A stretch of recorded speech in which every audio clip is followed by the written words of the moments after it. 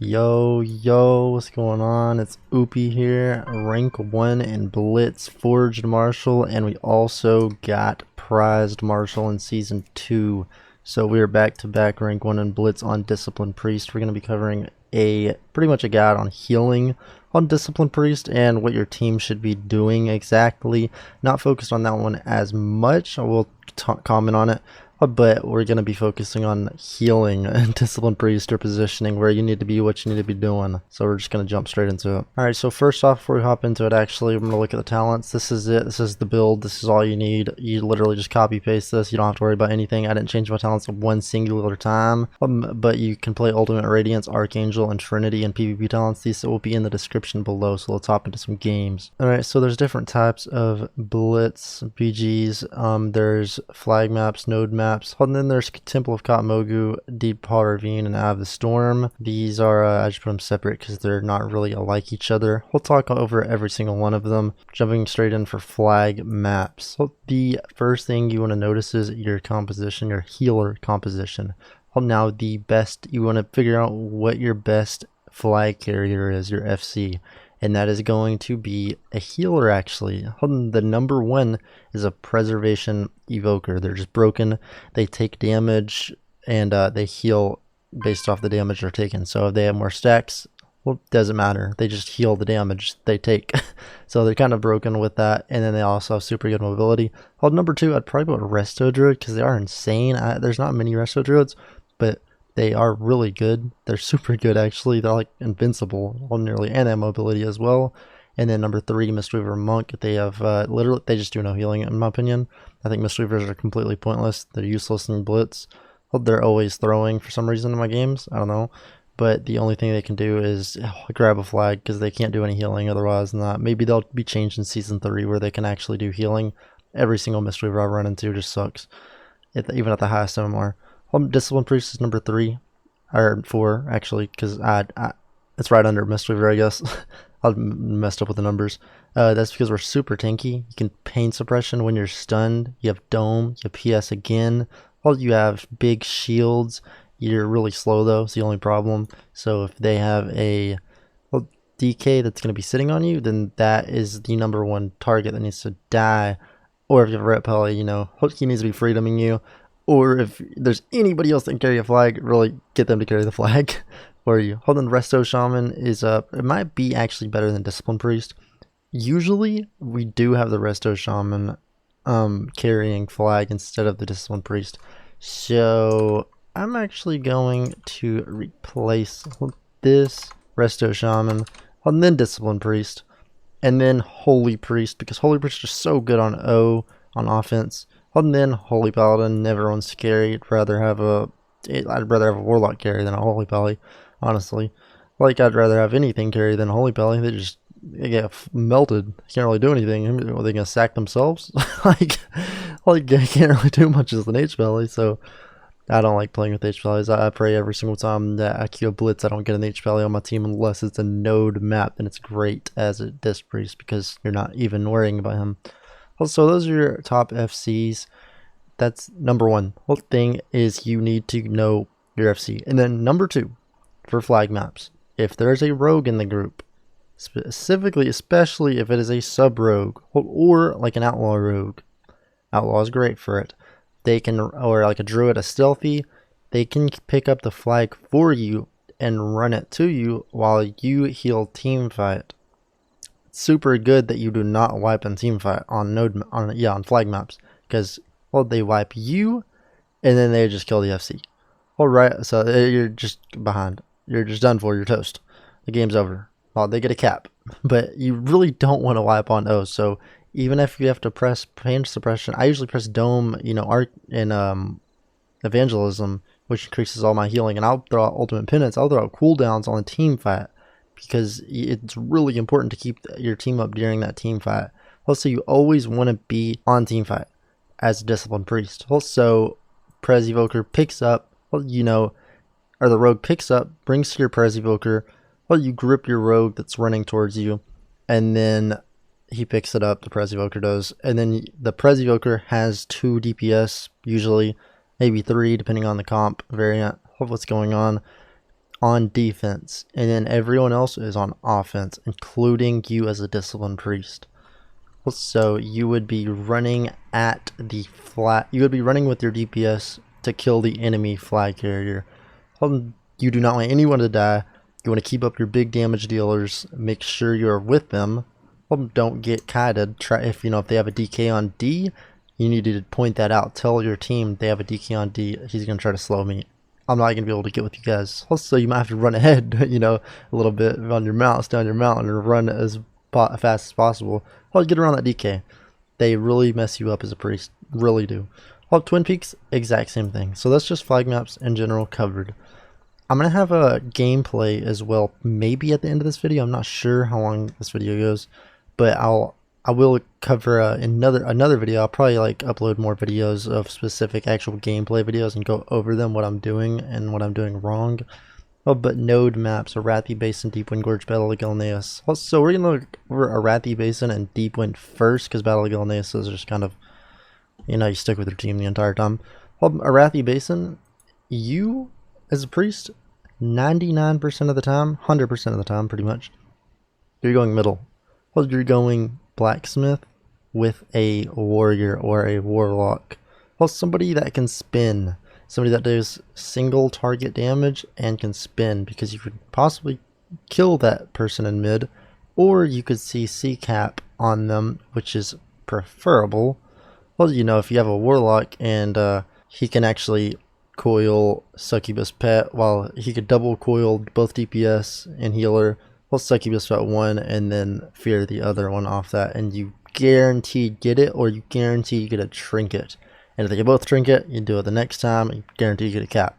So that's it for node maps, where you need to be. Then as soon as you cap a base, you need to look at your what do you call it? You look at your map and look at your BGE. Notice where that the healer that you are fighting in mid, notice where he's going.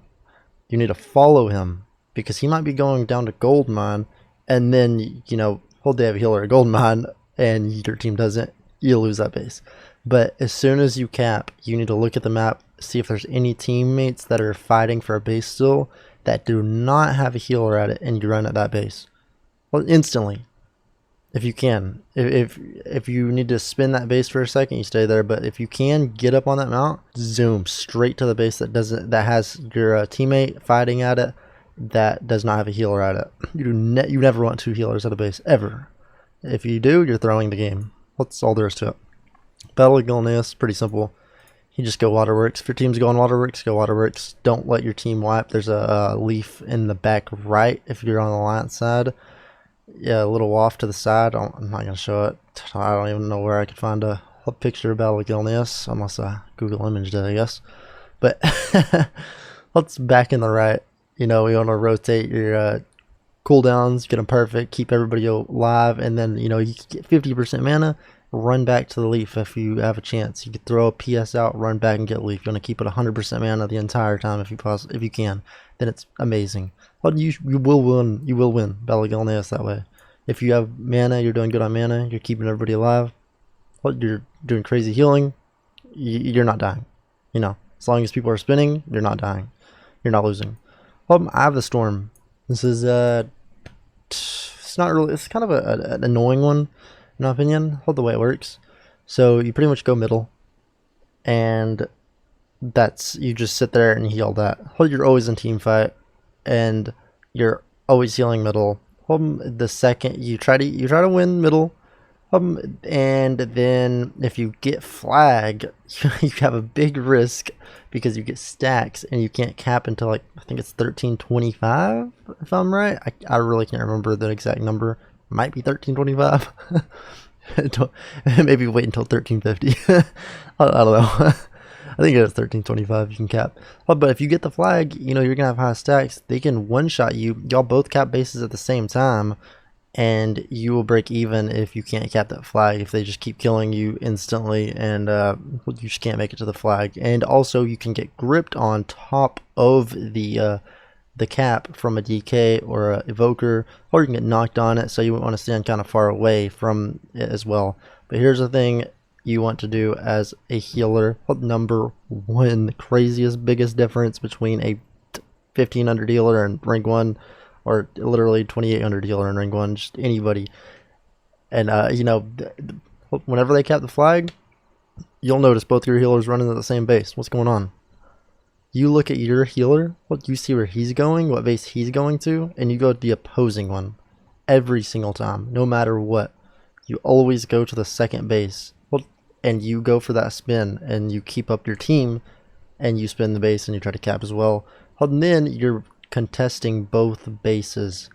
Well, now, at this point, middle doesn't really matter too much, especially if you get a base. Because if you get one base, if you say you get your base, is if you can wipe them up or they start leaving, you instantly run off and you go straight to that next base to spin, spin, spin. But you don't worry about the flag. You don't worry about the thing at all because you're going up in points. They're not. And if you get to that next base, you have 2 healers at that base and you're not wiping, you win the game. Simple as that. So I have a storm, kind of a confusing one. I don't like the way it works.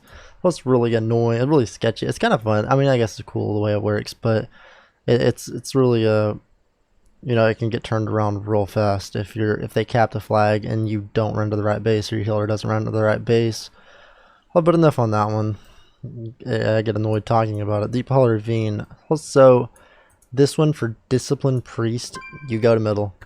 That's all you do pretty much. You go to middle and you heal your heart out. You heal like crazy.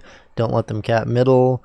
You try to cap middle if you can. That's great. You're going to be a healer out of team fight. If you can pass it off to a DPS to go cap, then do that. Definitely 100%. But you want to be in middle pretty much always healing. You're healing the team fight. Alright, so if there's you want to be where the majority of the enemy team is. So they're all in a cart. You try to be around that cart. You don't have to be in that cart unless they are really full sending that cart, then you get in that cart. But if not, then you don't have to be in that cart early. You can kind of be in the middle, healing middle and that cart, and you can peek off and heal the other cart. So you're pretty much healing all 3 at that point. And it's huge if you do that. So nobody's really dying on your entire team, and you have a healer everywhere. So that's what you need to do on Deephaul Ravine.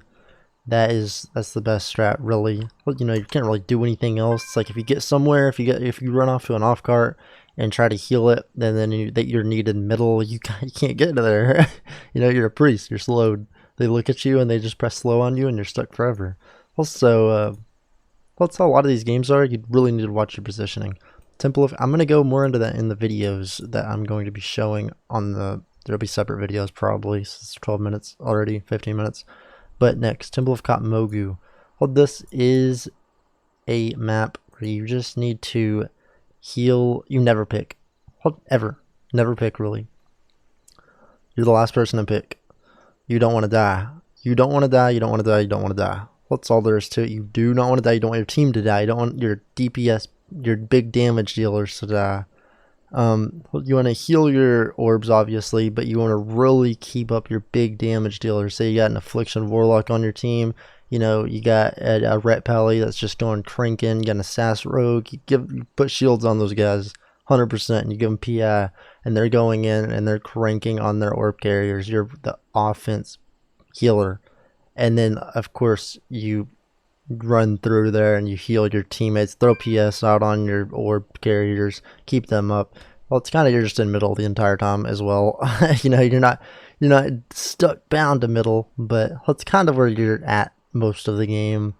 It's kind of a hard one to explain on simple. It really depends on how your team is playing, and how the enemy team is playing. Really how the enemy orb carriers are playing, because if they're way up, you know, pushed back, and then you have to follow your DPS to kill them. Well, and if your DPS die, then it's over for you. It's over for your team. Well, you know, those orbs stay alive, and then there's a high chance, you know, they can push on to your guys, and you know, you get 4 capped, and you're really behind them. So that's pretty much what you're gonna do. It's kind of hard to explain on this one. It'll be easier to see on the videos that I post. So if you want to go check it out, then drop subscribe, notifications, bell, whatever. Go check those videos out. Then I just clipped them, so I will be uploading them very soon. But anyways, that's my rundown on Discipline Priest. I don't know if I missed anything. I don't know what I could add else-wise. Just go follow me on Twitch, TV Oopx, OOPYZ, to be in the description with the talents as well. Anyways, if you enjoyed the video, learned anything, drop a like, subscribe, peace.